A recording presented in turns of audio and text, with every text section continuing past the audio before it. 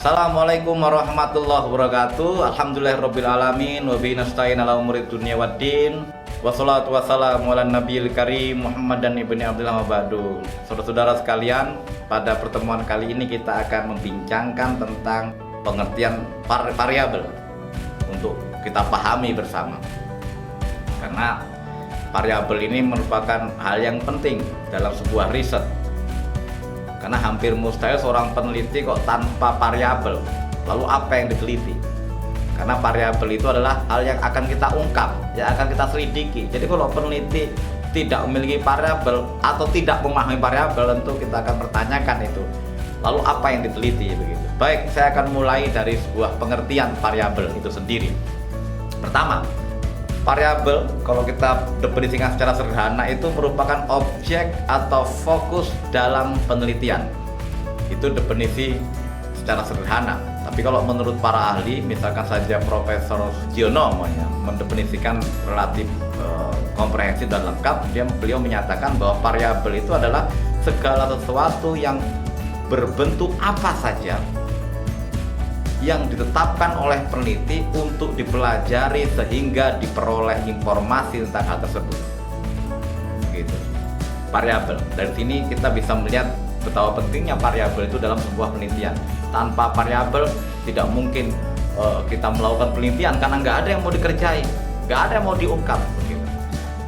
Ada juga definisi dari Farhadi misalkan begitu menyatakan bahwa secara teoritis variabel adalah atribut seseorang atau objek yang mempunyai variasi antara satu orang dengan yang lainnya atau satu objek dengan objek lainnya.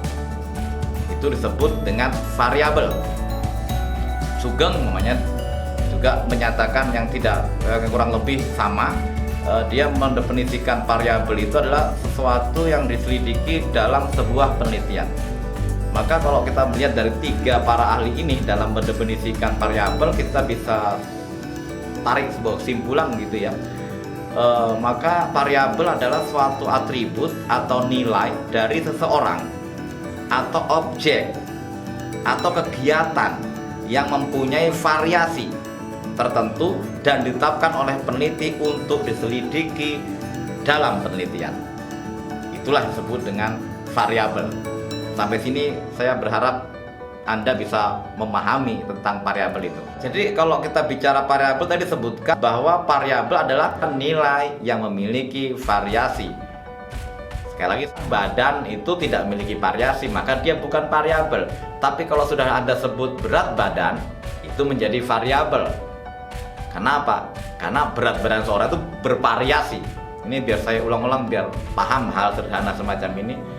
Siswa itu bukan variabel, tapi motivasi siswa itu bisa disebut variabel karena dia yang motivasi berbeda-beda antar siswa atau antar peserta didik. Kita masuk kajian pada jenis-jenis variabel. Memang ada beberapa jenis variabel, namun dalam kesempatan kali ini untuk memudahkan kita golongkan saja menjadi dua golongan begitu. Yang pertama adalah berdasarkan pada fungsi dan penerapannya. Yang kedua adalah variabel berdasarkan pada klasifikasinya. Namun dalam kajian kali ini atau kesempatan kali ini kita akan fokus membahas pada golongan pertama saja, yaitu variabel didasarkan pada fungsi dan penerapannya. Setidaknya ada 4.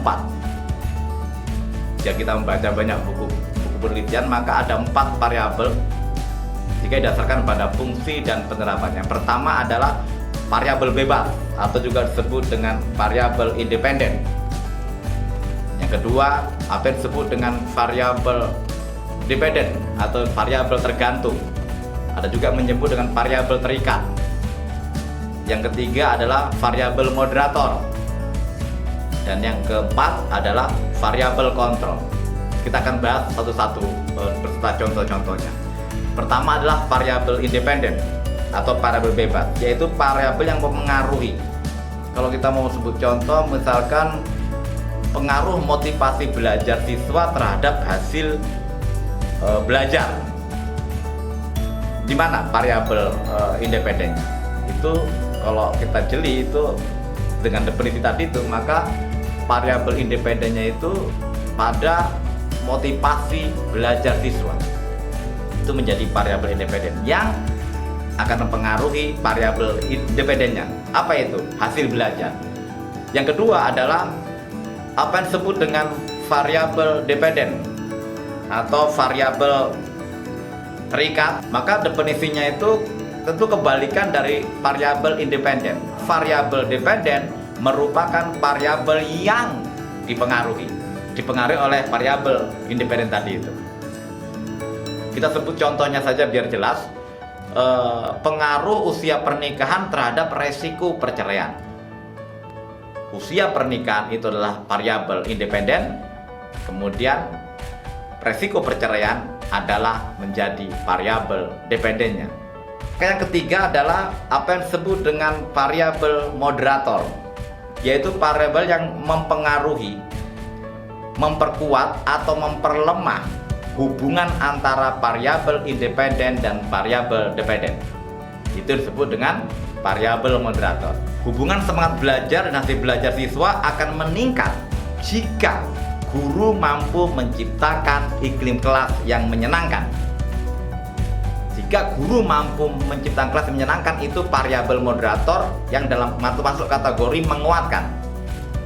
Namun akan menurun jika guru tidak mampu menciptakan iklim yang menyenangkan. Tidak mampu menciptakan iklim menyenangkan adalah variabel moderator yang melemahkan. Seperti itu. Jadi itu variabel moderator. Selanjutnya yang keempat adalah variabel kontrol. Sering disebut dengan variabel kendali. Jadi variabel kontrol, variabel yang perlu dikendalikan sehingga apa? Sehingga variabel yang independen dan variabel dependen yang sedang kita teliti itu tidak dipengaruhi oleh faktor lain yang tidak sedang kita teliti.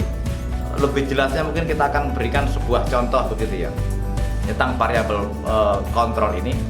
Misalkan Anda akan meneliti seorang atau ingin melakukan penelitian yang bertujuan ingin mengetahui tentang perbedaan hasil belajar peserta didik di anak kelas 6 SD swasta dengan peserta didik di anak kelas 6 SD di SD negeri, Mas. Kita ingin melihat hasil belajarnya begitu, maka diperlukan variabel kontrol seperti usia anak, kelas siswa, pada materi belajar apa mau diteliti. Kenapa hal ini? Untuk mempermudah menentukan perbedaannya, dan peneliti hanya berfokus pada hasil belajar saja. Ini saya pikir 4 variabel dilihat dari fungsi dan penerapannya, dan semoga bisa memperjelas persoalan dan kemudian bisa dipahami. Terima kasih, kita bisa ketemu dalam kesempatan yang lain. Wallahu muwaffiq ila aqwamit thoriq. Assalamualaikum warahmatullahi wabarakatuh.